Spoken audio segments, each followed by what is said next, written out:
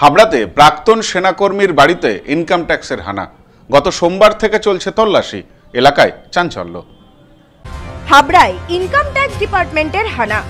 প্রাক্তন সেনাকর্মীর বাড়িতে কেন্দ্রের ইনকাম ট্যাক্স ডিপার্টমেন্টের আধিকারিকরা হানা দেন। কেন্দ্রীয় বাহিনী ছাড়াও 10 জন অফিসারের একটি দল সোমবার থেকে তল্লাশি চালাচ্ছে ওই বাড়িতে। সোমবার বেলা 10টা নাগাদ মিনিস্ট্রি অফ ফাইন্যান্স ও ট্যাক্স ডিপার্টমেন্টের বোর্ড লাগানো 4টি গাড়ি আসে হাবড়ায় প্রাক্তন সেনাকর্মী সুজয় দাসের বাড়িতে। বাড়িতে ঢুকে বিভিন্ন কাগজপত্র খতিয়ে দেখেন তারা। মঙ্গলবারও চলে তল্লাশি, তবে কি কারণে এই তল্লাশি তা এখনো পর্যন্ত জানা যায়নি। যেটুকু জানি সুজয়দার বাড়িতে এসছে, বাট কি কারণে এসছে এখনো পর্যন্ত আমরা ঠিকঠাক জানি না। যেটুকু জানি যে ইনকাম ট্যাক্স অফিসাররা এসছে, বাট কি কারণে এসছে ওরা এসছে 3-4টে গাড়ি এসেছিল।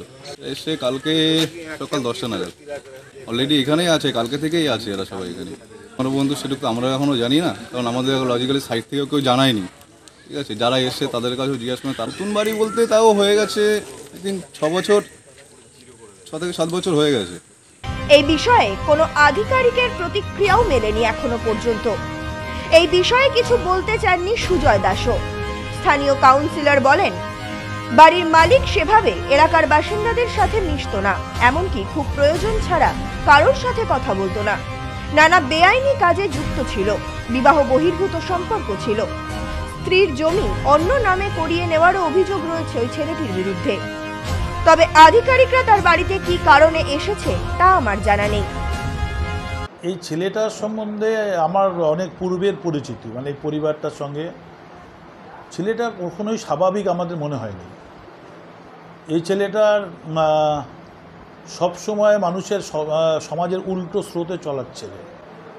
তোর একটা বউ আছে, সেখানে তাকেও নিয়েও শান্তিতে করেন, আর একটা বউ নিয়ে থাকে, এবং জমি একটা দলিল করেছে, সেখানেও তাকে তার বউর নামে জায়গা, সেখানেও তাকে ডুপ্লিকেট করে সেই জমি নেওয়ার চেষ্টা। রাস্তা রয়েছে অন্যের জায়গা, সেইটাও আবার নিজের একটা দলিলে ভুল করে, মানে জাল করে নিজের নামে করার চেষ্টা। এরকম বিভিন্নভাবে, এবং করাপশানের সঙ্গে যুক্ত শুনতাম যে চিট ফান্ডের সঙ্গে জড়িত। কারণ আমরা সাধারণত খোঁজ নিই না, আমার কাছে যদি কেউ অভিযোগ না করে আমি তো কারো কাছে তো যাই না। এবার কালকে হঠাৎ করে শুনলাম যে ওর বউ আমাকে ফোন করেছিল যে আমাকে কাউন্সিলর হিসেবে জানিয়ে রাখার জন্য। বারাসাতেও গেছিল মনে হয় এই ইডির। তবে সারা রাত ধরে জিজ্ঞাসাবাদ করছে। Bureau report, news no man's land, Habra. এবার আপনার নিকটবর্তী শহরে আরতি ইলেকট্রনিক্স রিটেল প্রাইভেট লিমিটেড। আরতি ইলেকট্রনিক্স বনগাঁ, গোপালনগর, চাঁদপাড়া, দত্তপুকুর, হাবড়া, নগররুকড়া, বগুলা ও হেলেঞ্চাতে। ফোন 7076534320।